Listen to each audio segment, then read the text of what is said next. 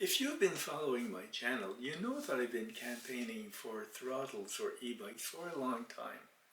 However, I'm often told that if I want a throttle, I ought to get a motorbike. In this video, we'll have a look at the reasons why that logic is flawed. Let's have a look.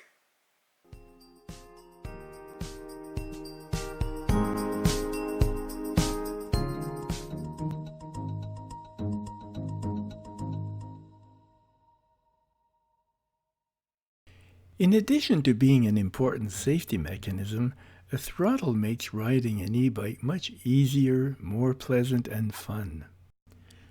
One thing I enjoy about having a YouTube channel is reading my viewers' comments. I learn a lot from them. Many are thoughtful, informative, and useful. But it's happened several times that a motorbike proponent would tell me, "If you want a throttle, just get a motorbike." There are two problems with this statement.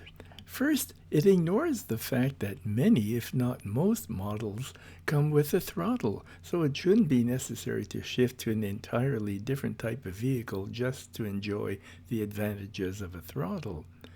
If what I wanted was a two-wheel vehicle that can go fast enough to keep up with traffic, then that suggestion would make sense. But I want the slow pace of an electric bike.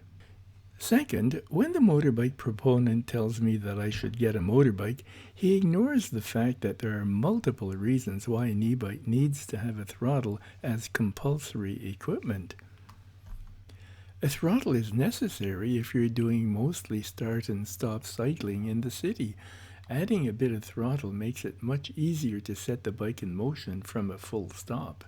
The same applies if you're starting from a full stop when going up a hill, or when you forget to gear down before stopping with a mid-drive motor.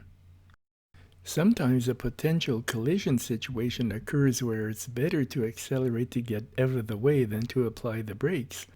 That's when the throttle saves the day and may save your life. For old people who have less strength and energy, or for a person with a disability, a throttle can extend their range and make cycling much more pleasant. For a person who enjoys long rides, a throttle is an insurance policy that guarantees that they can get back home if they're too tired to pedal on the way back.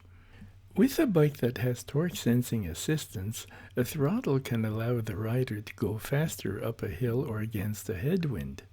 4 of my viewers have provided reasons for a throttle in the comments section. Mike Turco said, "I'm on my 4th e-bike and they all had throttles. I've been scratching my head for years wondering why a throttle versus just pedal assist is even debatable. I ride every day on grass and dirt. The nuance offered with a throttle is unmatched by simple pedal assist.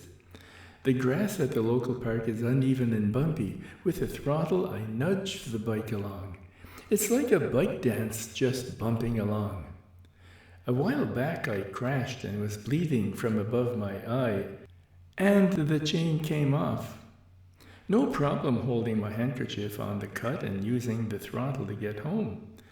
By the way, I'm 80 and I'm still having a blast every day." Another viewer who calls himself One Calm Gardener reported, "I find the throttle to be invaluable. I've experienced pedal and derailleur problems, and having a throttle can turn an unhappy situation into a what situation. Also, having a throttle helps when starting on rough terrain or steep hills." Eugenius Theodidactus had this to say, "It seems to me that e-bikes, even the $12,000 Rolls-Royce of e-bikes, Reese and Muller, suffer catastrophic failures which can seriously ruin your day. I own an electric XP2 and love the throttle for providing power nuance in tight situations and for when I'm too exhausted to pedal." Now, notice that this is the second person to use the word nuance. I think that's a very good way of describing how the throttle helps controlling the bike, especially at low speed. Anders Viking Svensson from Sweden, where real throttles are illegal, wrote this, Hello, Robert. I agree that having a throttle is essential for my e-bike. Here in Sweden, it is allowed as long as you pedal.